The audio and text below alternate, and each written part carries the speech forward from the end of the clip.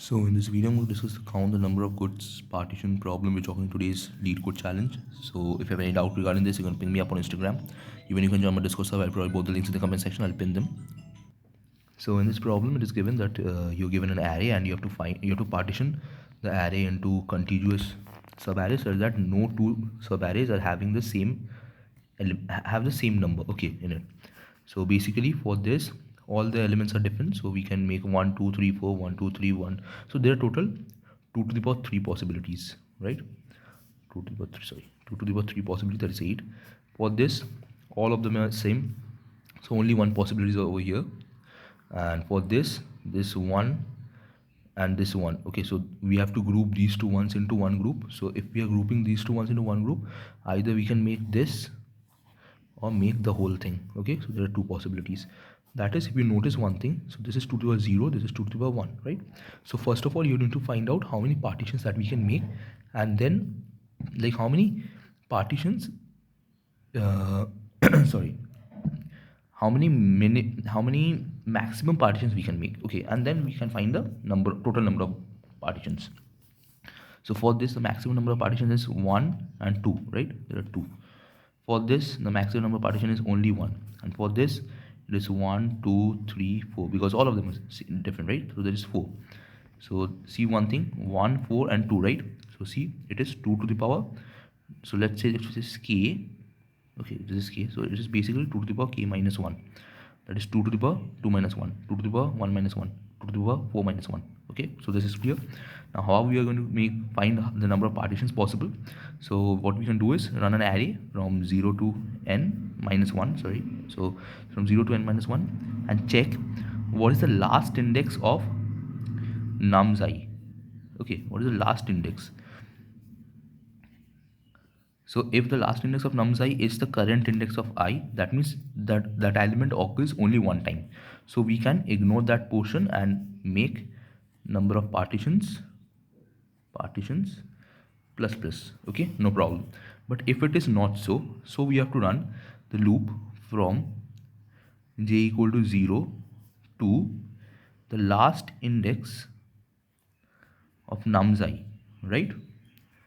And check for all the elements in between this, in this range 0 to last index of nums I, if there is an element which is having its last index after that element, after this position. So if it is having that thing, so we have to replace this last index of nums I by last index of nums j.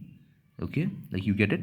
So initially j is equal to, oh sorry, not this, starting from I. Okay, so initially j is equal to I, and so what you have to do is, if it is not so, then you have to, like, I'll give you the code. Okay, so for j is equal to I to j less than, let's say, maximum.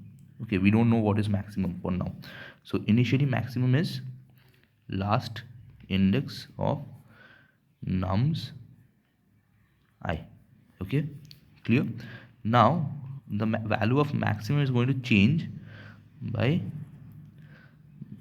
maximum, whichever is maximum, the maximum is maximum, or the last index of ARR j is maximum. Okay, by using this thing it is going to change, and once we are just done with this, so then we can make partition plus plus.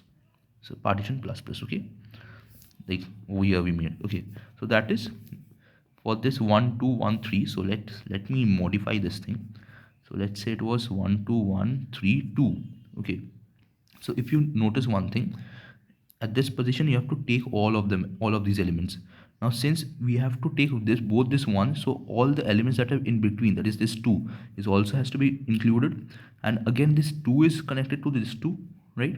So basically there is only one possibility over here, that is the whole array as a sub array. Okay, so this is the trick behind it. That is, first find the last index of that element, and then traverse through that index to that index and find which is the maximum of that, which is having the maximum last index between these two elements.